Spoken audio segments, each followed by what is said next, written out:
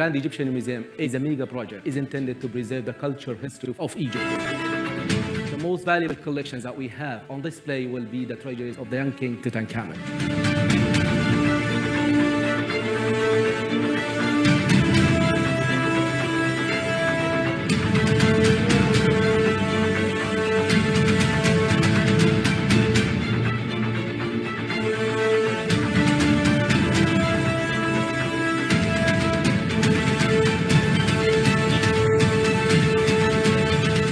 Outermost coffin will be on display for the first time out of the tomb of the king.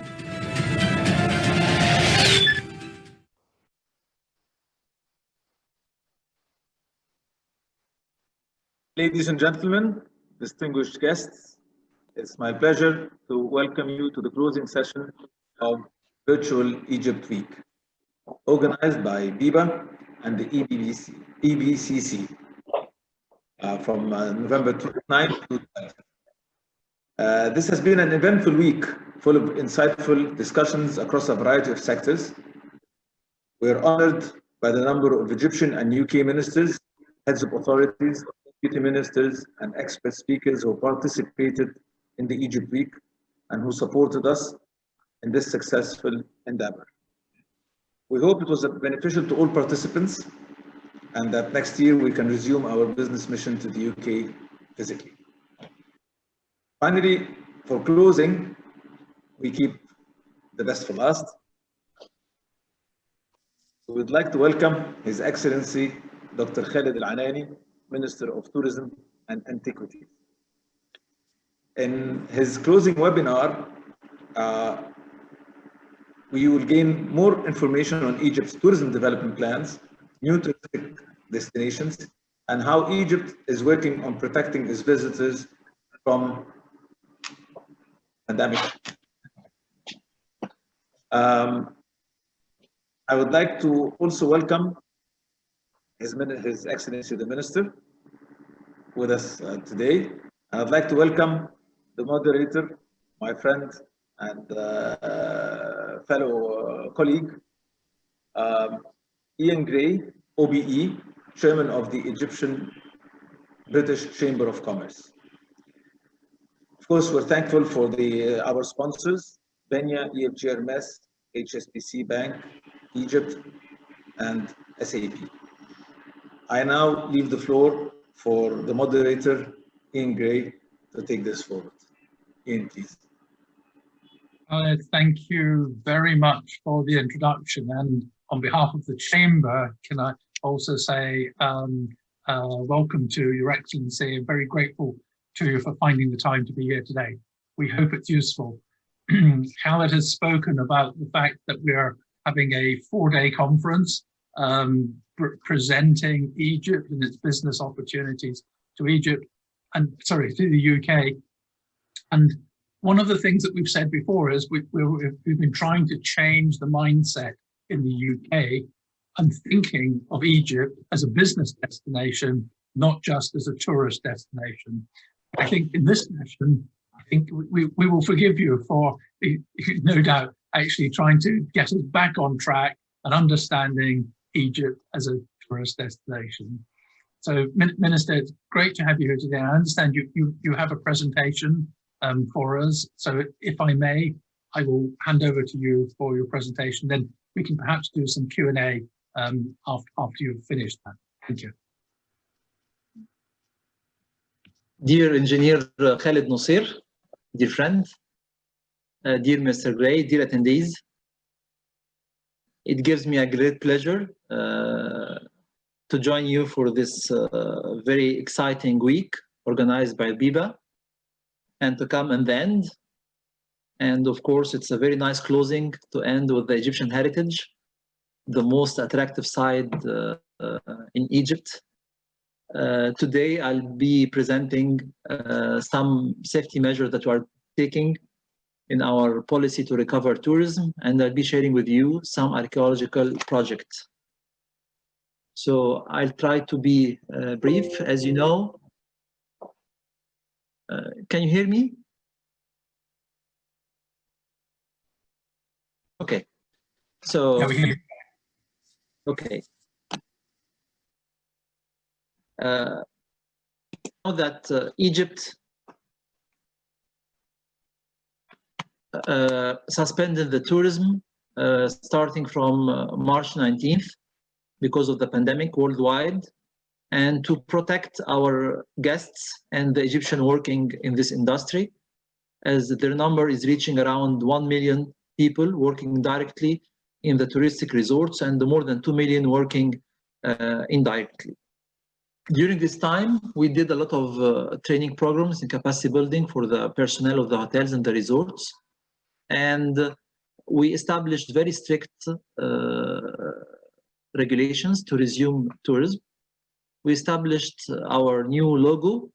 It's a pharaonic logo. As you see, there are 3 vertical signs. They are life, prosperity, and health, called in hieroglyphic An Jaseneb. In blue, the color of the Red Sea, and they are surrounded by the sun, with the yellow background, our dry and healthy desert. It's exactly the 3 wishes that we wish for the people who visit Egypt and its destinations. And this logo is a must to any resort or hotel that can host and receive tourists starting of 15th of May. We have around 60% of our hotels who got this certificate. Next, please. And then we were certified by the WTTC with the Safe Travel stamp a few weeks later. Next, please. This timeline shows the main steps of our resumption of tourism. We started by May 15th to resume with domestic tourism with 50% occupancy rate. Beginning of June, it was increased to 50%. We reopened the restaurants from June 27th. We resumed the international flights to Red Sea, South Sinai, beginning of July, with the 50% capacity. And starting of September 1st, we started the cultural tourism, mainly to Cairo, Luxor, and Aswan. And we resumed the Nile cruises beginning of October. Next, please. So we have an essential condition to receive tourists or even Egyptians coming back to their country is to have the PCR test 72 hours before arrival. And to facilitate things, now we do the PCR test for $30 for tourists who are coming to the Red Sea area and to South Sinai. And there are some exceptions from some countries like Japan, China, USA, that they are allowed to make the PCR test 4 days before arrival to Egypt. Next, please. We are taking very strict onboard Egyptian Airlines regulations on the flights. Next, please. We are cleaning and disinfecting everything, and we are following them almost on daily basis. And the proof that we received now more than 450,000 tourists coming from around 15 countries. And the majority, almost all of them, went back home without any symptoms or any problem regarding the coronavirus. And that showed that the Egyptian resorts respected highly all the precautionary measures that we established. Next, please.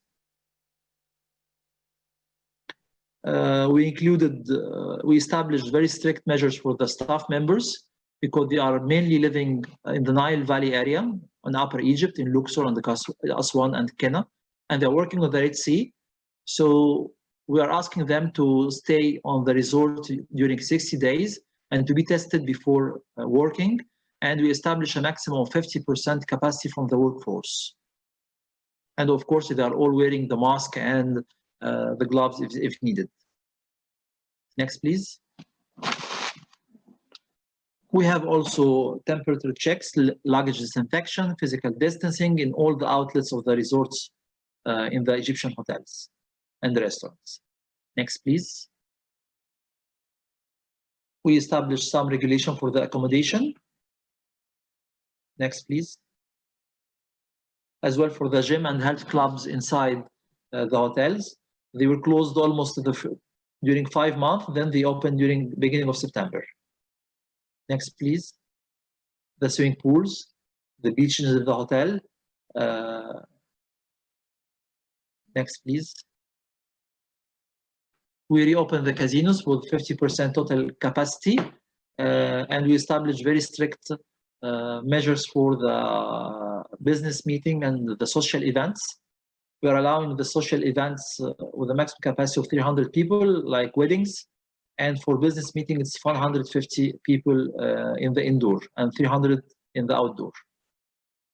Next, please. The same for the restaurant. The open buffets are not allowed, but the served buffet are allowed with the social distancing. And of course, all the staff is wearing the mask and the gloves. Next, please. The same for the archaeological sites and museums. We established a maximum of 200 visitors an hour in each museum. And the maximum of a group is 25 people with temporary checks before the visits. The same for the buses and the golf cars. It's 50% capacity with the drivers wearing the mask everywhere. Next, please. Of course, the tour operators and the main travel agencies suffered a lot. That's why the government gave them a lot of incentive. So for the first time, we exempted our tourists. So for the first time in Egypt, that we exempt our tourists from the tourist visa fees until April 30th, 2021, for tourists coming directly to Red Sea, South Anany, Matruk, Luxor, and Aswan. We extended an incentive program for the flights. We reduced the price of the fuel for the touristic flights, and we gave discounts on living and housing fees and the ground handling fees in the Egyptian airports in the tourist governorates. Next, please. We gave to some Egyptian air flights 20% discount in the archaeological sites, and we gave a lot of promotions for the archaeological sites in Upper Egypt to encourage the tourists to go to visit Luxor and Aswan. We give them 50% discount on the old sites and museums. Next, please.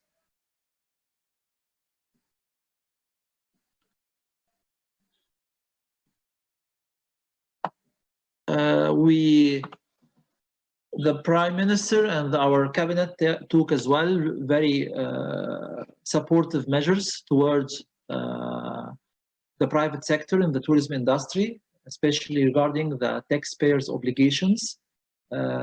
We extended many deadlines for tax return submission and tax settlement, the social insurance contributions, and the settlement of administrative fees on installment. Next, please. We dropped the real estate taxes for all touristic establishments and resorts until end of 2020. And the Central Bank of Egypt launched an initiative of 50 billion Egyptian pounds for the tourism investors, with interest varying between 5 to 8%. And for the first time, our Ministry of Finance supported the private sector and gave them a guarantee up to 3 billion Egyptian pounds to be able to get the loans from the banks. Next, please. And of course, we did a lot of support measures for the bazaars, cafeterias everywhere in all archaeological sites. They were exempted to pay any fees to the government entities. Next, please. As the Ministry of Tourism and Antiquity is now, it's a new ministry because there used to be two different ministries, and there was Minister of Antiquity for 4 years. Then the two ministries were merged in one ministry last December, 3 days before last Christmas. And now it's a Ministry of Tourism and Antiquity. That's why we are trying to combine leisure and culture. The Egyptian government now is building a very attractive new touristic destination. One of them is on the north coast, the New Alamein city. It will be a big leisure and cultural hub on the Mediterranean Sea. Next, please. Within the next coming weeks, and most probably before end of 2020, we'll be opening another new resort around 100 kilometers from Cairo on the Red Sea in an area called the Galala city with 3 hotels and a lot of water and leisure attractions. Next, please. To combine leisure and culture, we opened for the first time this year, 2020, the first museum on the Red Sea. It's a Hurghada Museum. It's the first museum in Egypt to be built with the private sector. So we gave them a loan of 15 years with the wonderful artifacts with the private sector, and we are sharing the revenue for 15 years. It's the first museum in Hurghada. Next, please. Our President Abdel Fattah al-Sisi opened last June the Baron Empin Palace. He's the founder of the famous Heliopolis area in Egypt. This is the first restoration of this 115 years old palace. Next, please. We are doing with the private sector a new site management project, and to have for the first time an eco-friendly buses and restaurant on the plateau, and it will be fully in service by next June, inshallah. Next, please. Within the next coming 3 weeks, we'll be opening a huge cultural museum. It's a UNESCO project that started more than 15 years ago. It was stopped 2011. We'll open the National Museum of Egyptian Civilization. It's the first and the biggest thematic museum in Egypt. It will tell the story of Egypt since the pre-dynastic time until today. Next, please. And 22 mummies will be leaving the Egyptian Museum in Tahrir, which was completely renovated, as you can see on the picture. The 22 royal mummies will be moving from Cairo Museum to the National Museum of Egyptian Civilization within 3 weeks maximum in a pharaonic golden parade. We'll close all the streets and only the mummies will be moving in an impressive parade, which will take place before end of 2020. We are building a new museum in the new capital and will be opening the same day of the National Museum of Egyptian Civilization, the first replica factory by the ministry that will enable us to make wonderful replica of our Egyptian heritage. Next, please. Last week, I think it was the 31st of October, it was a very important day for Egypt because our president opened in the same day, 3 museums in 3 different governorates. The first one, it was visited by the president 10 days ago, and he opened the museum. So the first museum in Sharm el-Sheikh. It's a huge museum of more than 100,000 square meters, with more than 5,000 square meter display area, with more than 5,000 objects from pharaonic, Greek, Roman, Christian, Jewish, and modern eras. It's a very nice museum that tourists can combine for the first time the leisure and the culture in Sharm el-Sheikh. Next, please. In the same day, we opened the first museum in Kafr Sheikh in the Delta. It's very important for awareness. It's also another project that was stopped in 2011. Next, please.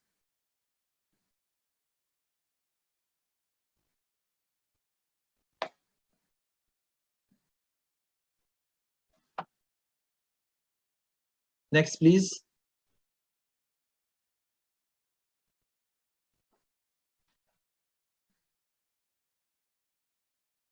And in the same day, we opened more than 150 years old museum. It was closed in 2002, and we opened this museum in the same day it was opened by our president in Cairo. The last slide shows our biggest project, the Grand Egyptian Museum.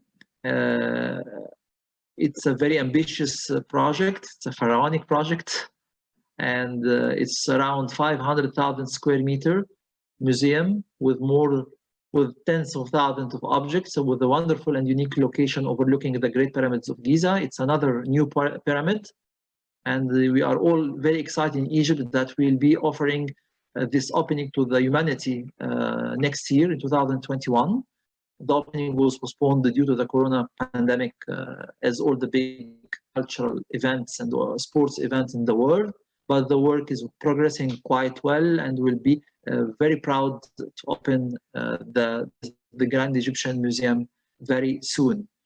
I'm delighted to share with you that our experience to resume tourism was, I consider it was very, very successful. And once again, they proved that we had more than 50,000 tourists who are coming from since July. It's not been number for 4 months.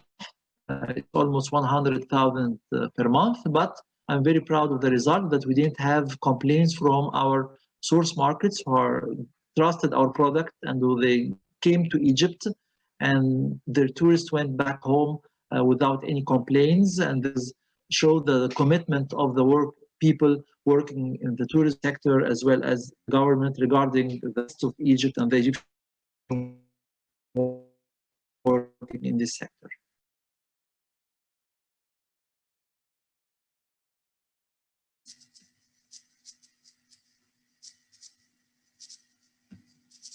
Thank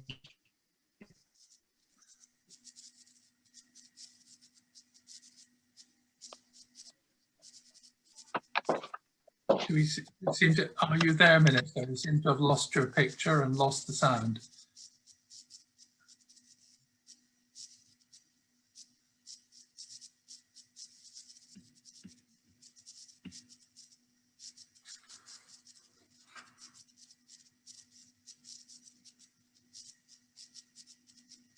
I don't know if the administrators are aware of anything today. Okay. The Minister is back. Excellent. Thank you. Can you hear me okay, Minister? Yes, I hear you quite well. Excellent. Thank you. We lost you for just a moment or two there, so I'm very glad. I'm very glad you're back. Look, thank you very much indeed for that overview and presentation. I think we can all just, in particular in the UK, where we have found the COVID challenge extremely difficult. I think we look with admiration at what Egypt has managed to do and get your tourist business back up and running. In advance of the session, I had been given some questions to check with you. And one of them was actually to ask about the information and the opening of, and I quote what I was asked to ask, the new Egyptian Museum. And what's abundantly clear from your presentation, there is no one new Egyptian museum. There actually are several. So I suspect the question is, whether there is any idea of, subject to other major changes coming up, is there a planned date next year for the opening of the Grand Egyptian Museum? As you said, Mr. Gray, that Egypt is not building a museum, we are building museums almost everywhere. Never in the modern history Egypt invested such amount of money to build a museum. The Grand Egyptian Museum is almost $1 billion. And despite all the financial challenges that Egypt knew during the last years, now we are building the museum, and it's a lot of money. It's a loan, it's not a grant. We'll be ready by June for the opening. Okay. Yes, this is our target, is end of June 2021 to be ready with the Grand Egyptian Museum.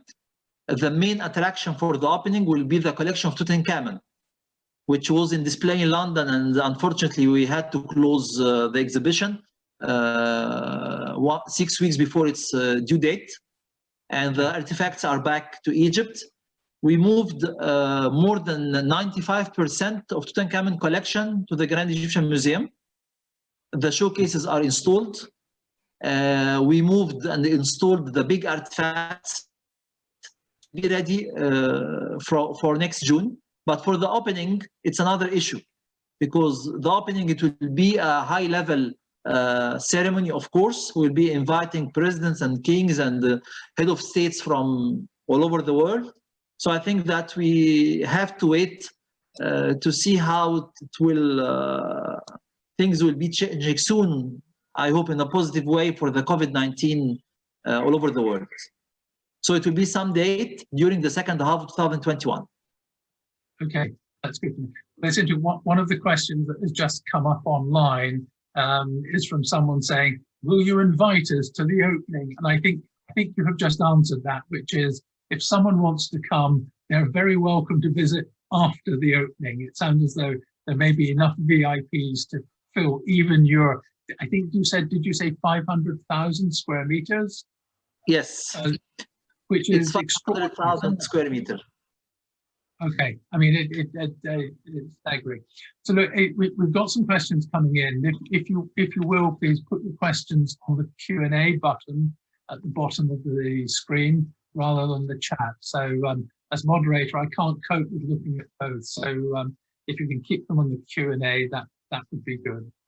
Can I come to another question that I've got, which is it's a practical one, a bit sleeves rolled up on this. But I understand that there was an incentive scheme for chartered flights coming in, that if the flights could be full to a certain level, that there was some reward for the charter companies. So I don't know the detail. I'm basing this on what I've been asked. I mean, is this something which is continuing in terms of incentives for charter operators? So to answer the first question about the opening ceremony and the invitations, of course, we are all cordially invited the openings, because it will not be one day. It will be at least 10 days of festivity and ceremony. The first one will be a presidential one, then a ministerial one. So we'll have a lot of events. So I'll be glad to organize with Mr. Nosser to invite you to attend one of these many events that we'll be organizing in Egyptian Museum. The incentive flight, our cabinet approved twice to extend the incentive flight scheme. The first one was extended from April 20 to end of October 2020. Then it was to 31st of December 2020. And we announced another new incentive program. It's almost the old one with a slight modification until end of April. So we are keeping the incentive flight schemes. Okay, thank you. I think that's an important message for the UK market. I'm going through some other questions which have come up, but I understand there is a new hotel classification program. Now, is that about quality, or is this just your health badge that's being introduced? I mean, how will you ensure that you're delivering a quality product? Because one or two bad hotels will damage the reputation for lots of others. The ministry established in 2019 a new class for the Egyptian hotels, and we gave 1 year to the hotels to adapt their capacity and the regulation to respond to the new norms. But because of the COVID-19, we were obliged to postpone everything to 2021. So we are working in the hotel industry, not only with the ministry, but with the Egyptian Chamber of Egyptian Hotels. And we are recruiting international and the hotels and how much they respect the norms and for the capacity of the employees. Okay. Thank you, Minister. I hope that answers it fully for the person asking. And one of the other ones that's come in is that there is talk of Red Sea development in NEOM, and will that affect Sharm el-Sheikh?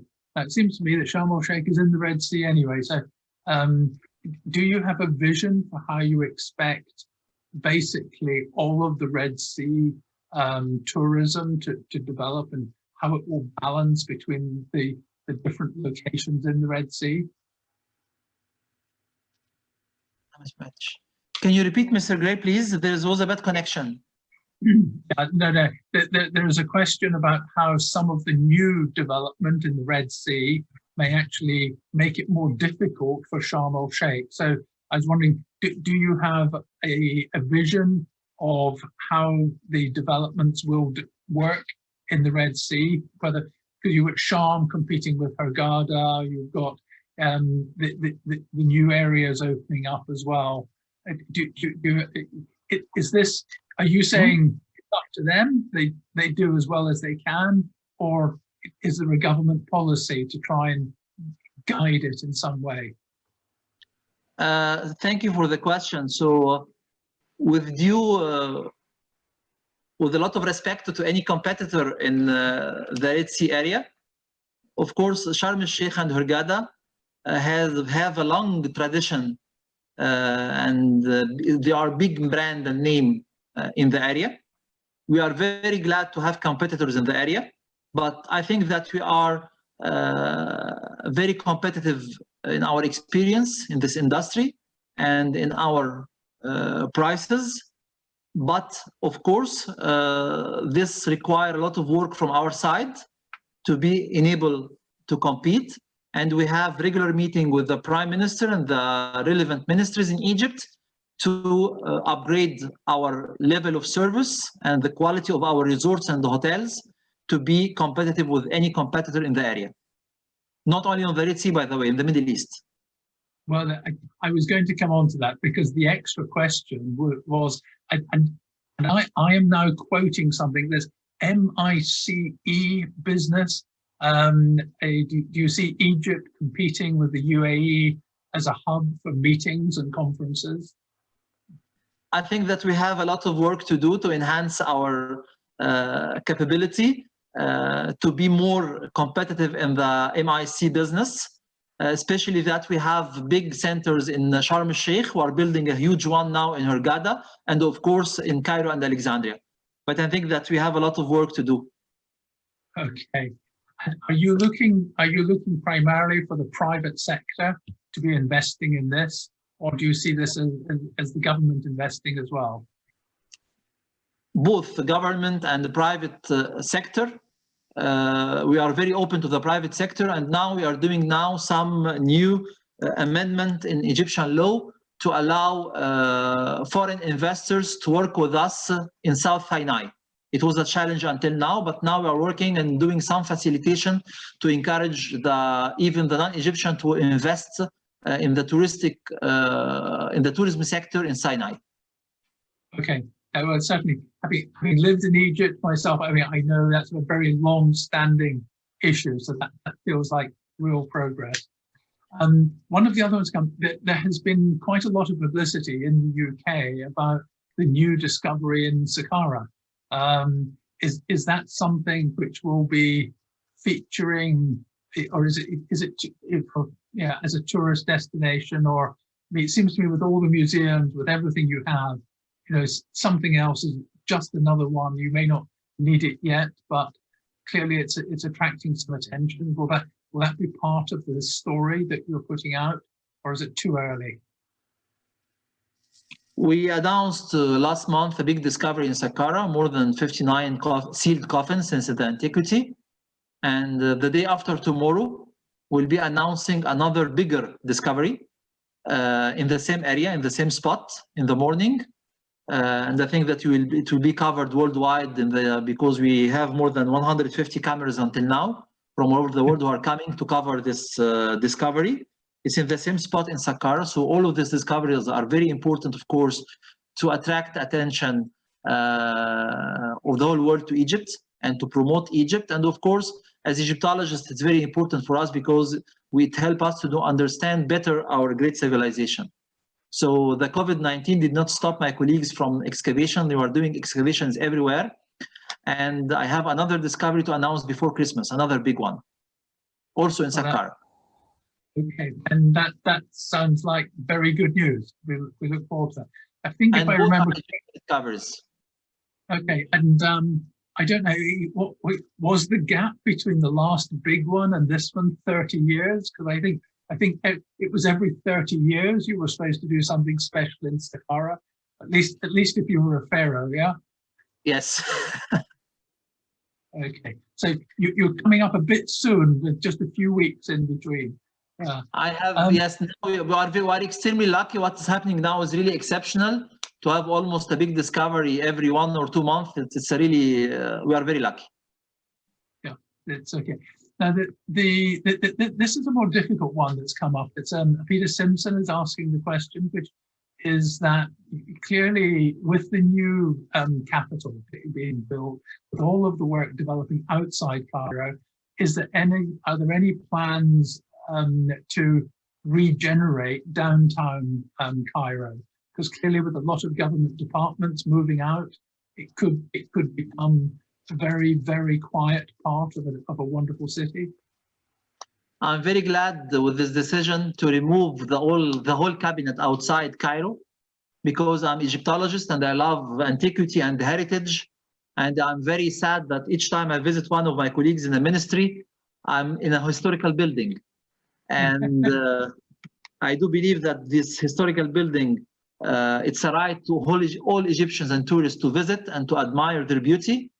I was very excited to be one of the governmental team who renewed the famous Tahrir Square. We repainted all the buildings. We put an obelisk with 4 ramps coming from Luxor around in Tahrir Square. And we renovated the facade of Cairo Museum. And now we have a project to renovate 6 main squares in Cairo and down Cairo. And we have a huge project for the medieval Cairo and the old Cairo. And I was glad to open during the last 5 years at least 15 restoration projects in the historic Cairo in downtown.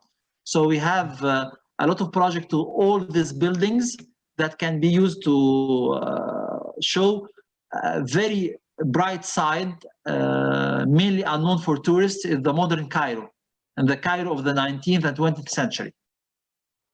Okay. That's good. I'm going through just the questions as they're coming up. So thank you for that. You were talking in your presentation about the fact that you have had a staged opening of the capacity of the touristic hotels, where you started with 25%, you've gone to 50%. Have you been publishing any data? There's questions here about how many tourists have actually been coming to Egypt. You mentioned you've had 450,000 with hardly any cases of COVID. But what do your tourist numbers look like? And I suspect the UK has not been doing well on this, since we're locked down at home at the moment, so we can't even travel in England, and never mind travel to Egypt. But have you got any numbers that you're willing to share on tourist numbers to Egypt? In Sharm el-Sheikh and Hurghada, since the beginning of July, I think that we received around 430,000 tourists during 4 months, 10 days. And of course, we have tourists coming directly to Cairo, and some of them to Alexandria and Luxor and Aswan. But the big majority is coming to Sharm el-Sheikh and Hurghada, because tourists now want the open air, the beaches, the sun, the desert. They don't want Luxor and Aswan and high-density cities like Cairo and capitals like Cairo or Alexandria. So they're coming mainly to the Red Sea, Sharm el-Sheikh and Hurghada and Marsa Alam. And we are running now around 10% of our numbers. So if you compare November 2019 and November 2020, we are around it's around 10% in Sharm el-Sheikh and Hurghada. But we are working, and it's a positive, and we are not having negative feedback from our tourists or even the countries that are sending their tourists to Egypt. Of course, when we do the PCR in the airport, sometimes we find a few cases, 3 or 4, sometimes in the same flight. So they are isolated in the hotel. They don't pay any expenses. They are covered by the hotel, and all the treatment is paid by the Egyptian government. Okay, so what happens if a tourist is able to come to Egypt, but they show a temperature or something at the airport, or they don't have the test? Or is it the fault of the airline if they come on an aircraft without the test? They are not allowed. They are not allowed to take the flight to come to Egypt without showing the certificate, except if they are coming directly to South Sinai or the Red Sea governorates. They are allowed to do the PCR upon arrival for $30. Then they go direct to the hotel, and in the next 6 hours, they have the certificate. If they are negative, they are free to do whatever they wish. If they are positive, they are isolated in the hotel. They're quarantined in the same hotel. Okay, and they go to the hotel where they are already booked. Is that correct? Yes. So it's the tourist's own hotel. Yes. We don't keep them in the airport. Okay. Okay, now that sounds good. Okay, now another one that's come in, I have never heard of this, but apparently there is a development in Muntaza Park in Alexandria.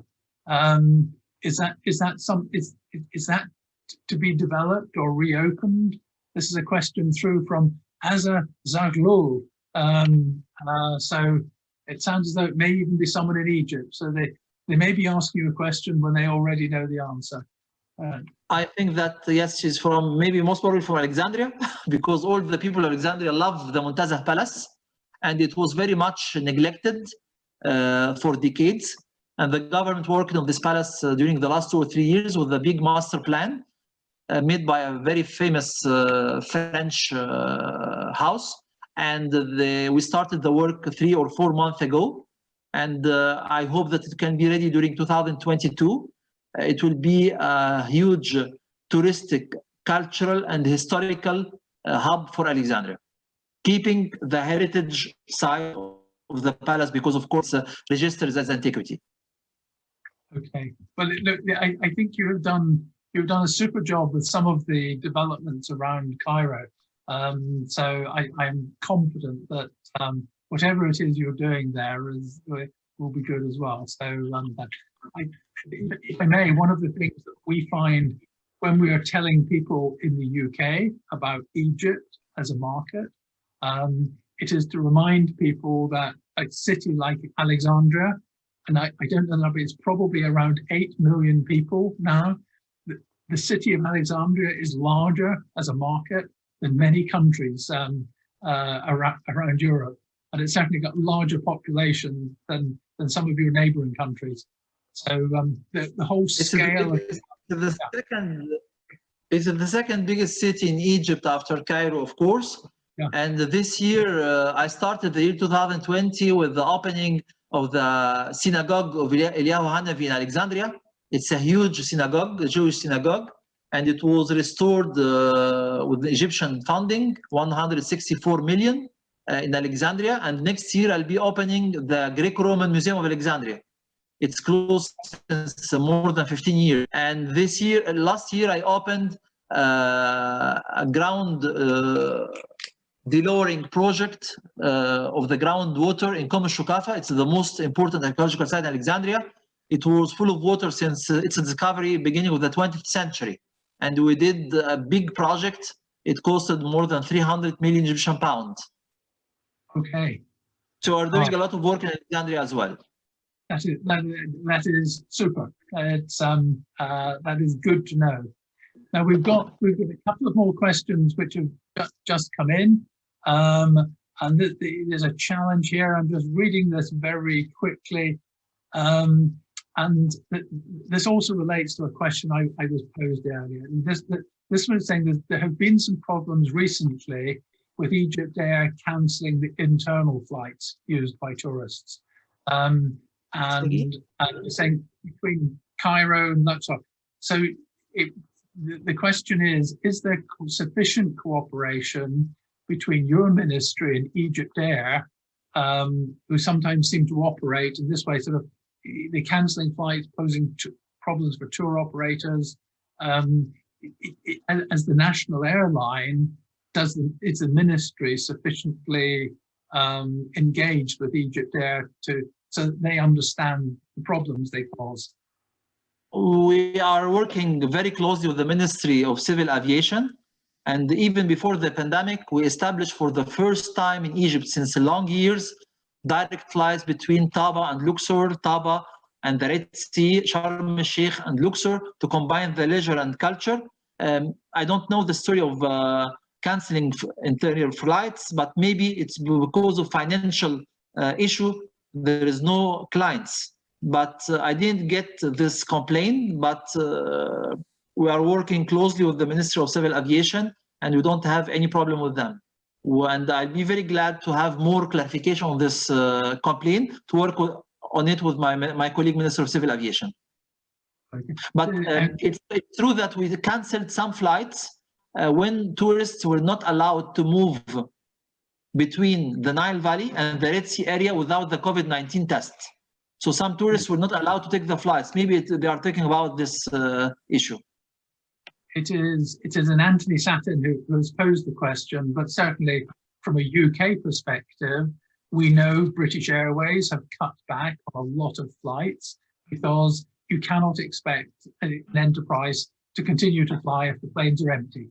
So you're going through a very difficult time. So I'm sure Mr. Satin will raise a further question if he wants to know more on this. One of the other questions, I was given a question before this session started, which is you've talked a lot about getting the reputation of Egypt better, training all of the staff in hotels, making sure everyone understands that. One of the other issues we had for quite a long time was questions on security at the airport. And I'm just wondering, the question came in on, does the security staff training include actually the reputation for the country in terms of tourists? Or because the question came up and I asked, why are people asking? They were saying they're being so effective on security that perhaps they're actually making the place seem very unfriendly. So I don't know whether there's any tourist influence in the training of the security people.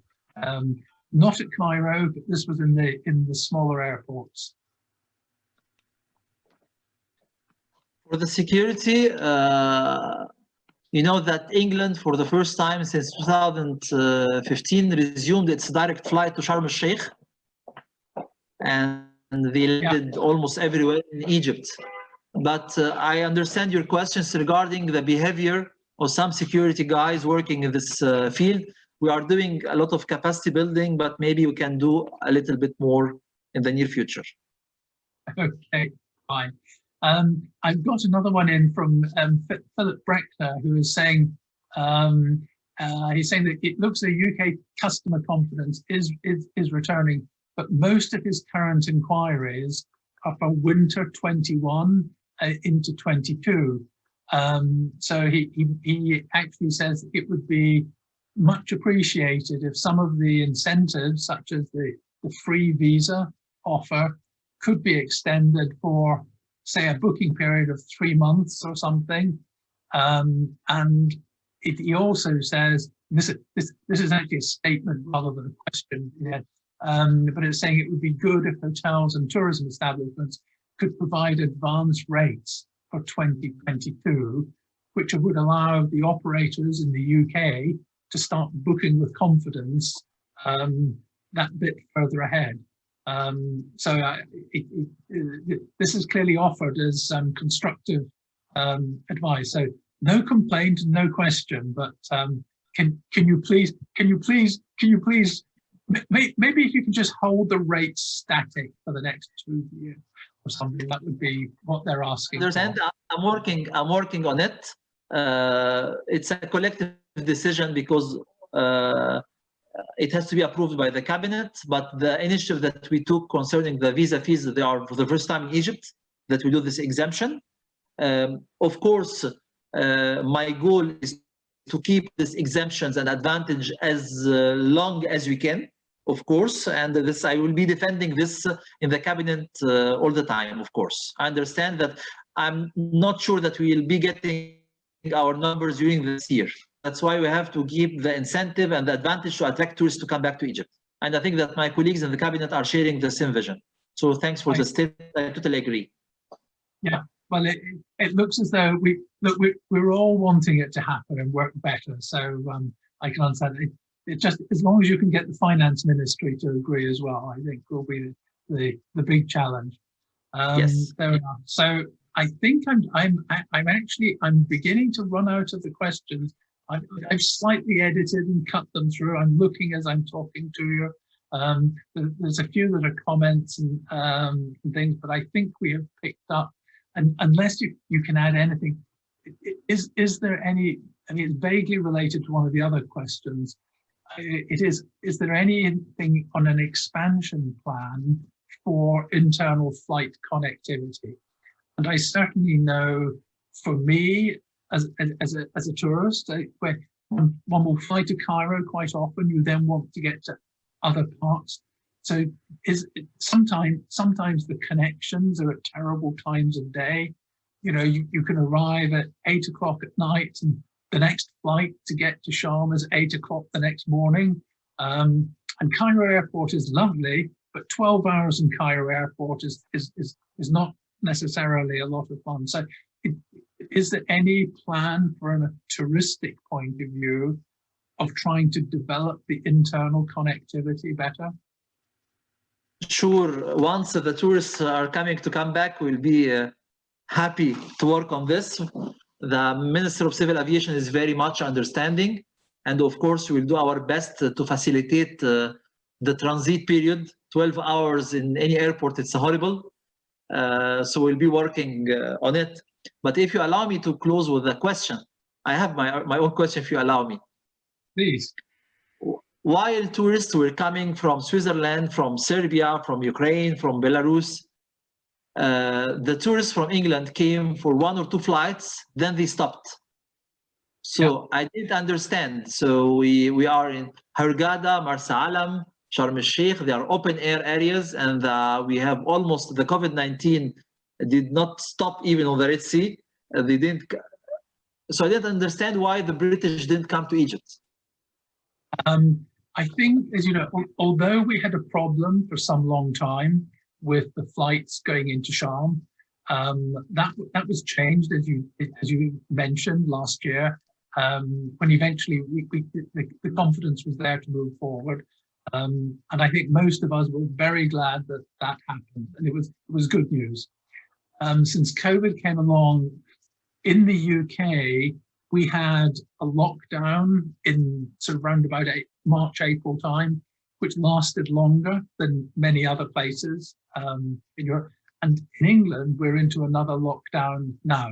We're into a 4-week period where we cannot visit friends in the UK. So the idea of actually traveling to another country is challenging. We have had a government policy which has made very few countries acceptable to visit, not to have quarantine when you come home. And I think one of the things that this has done is that, and this is a personal opinion, and I'm not a politician, but it has made many people in the UK very nervous about and very cautious about going out to do things.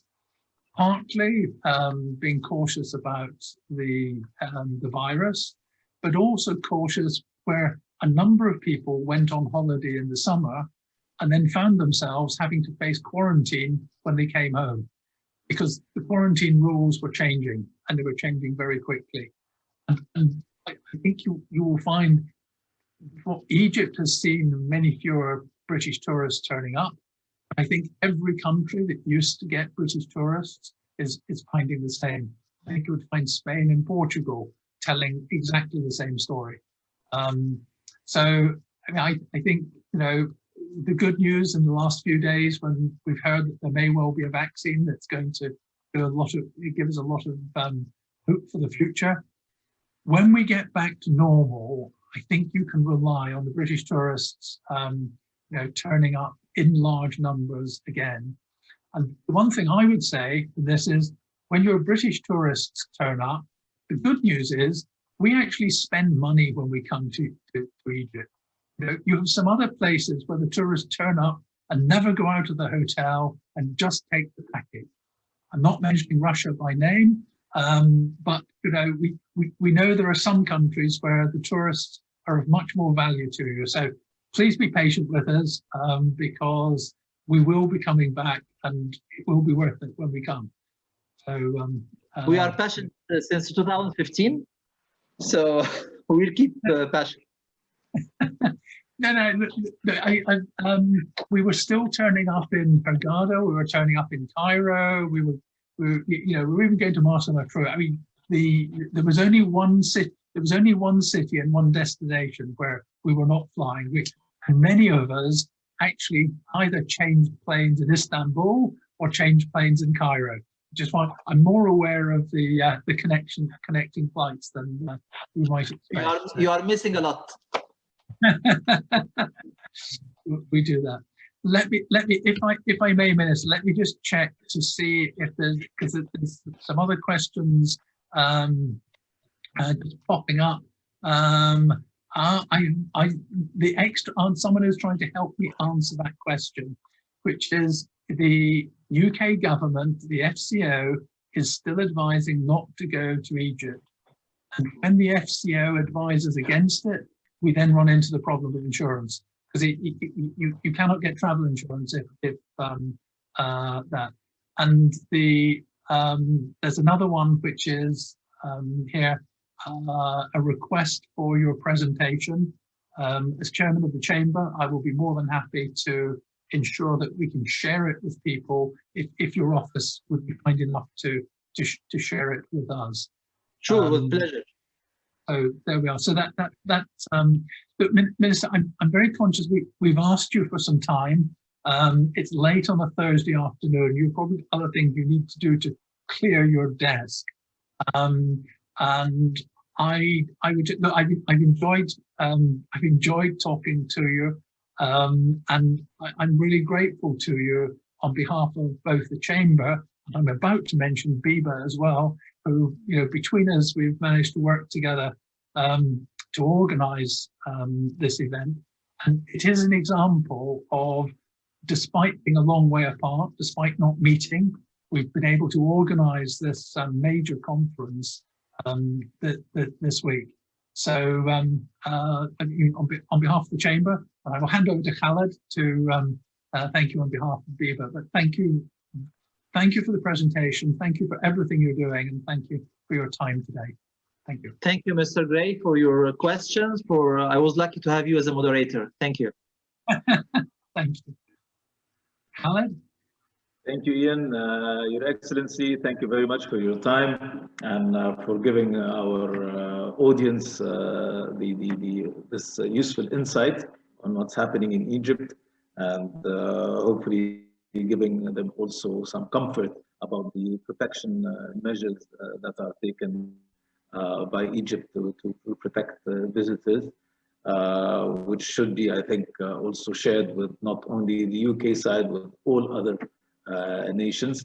Unfortunately, as Ian mentioned, the UK, one of the reasons we don't get the tourists is that they don't leave the UK to start with, because everyone who leaves will have to come back and quarantine for 15 days.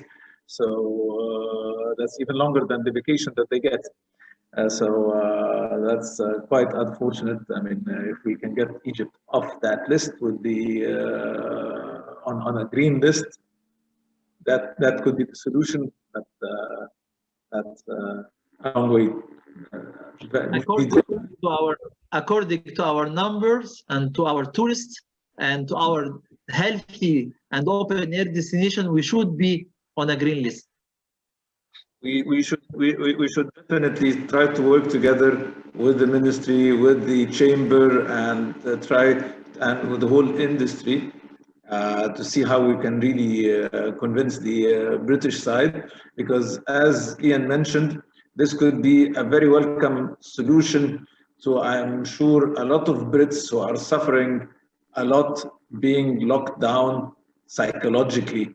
I have my sister who lives in the UK, and I can tell you, I mean, it's not fun to be there with all this lockdown. Psychologically, being locked down and having kids locked down is not.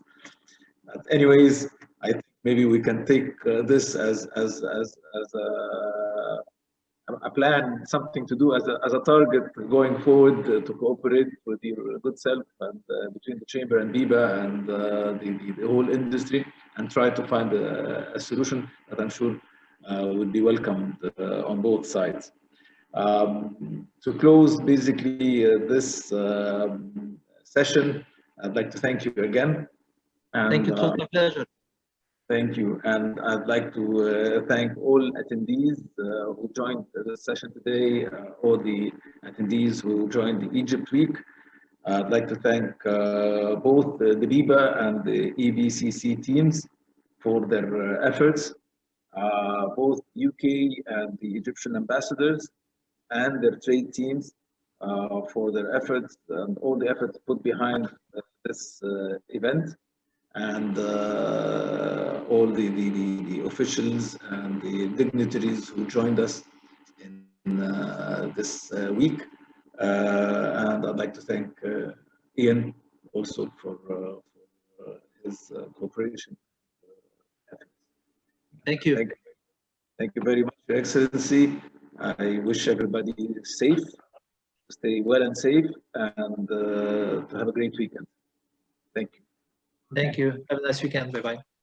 Thank you.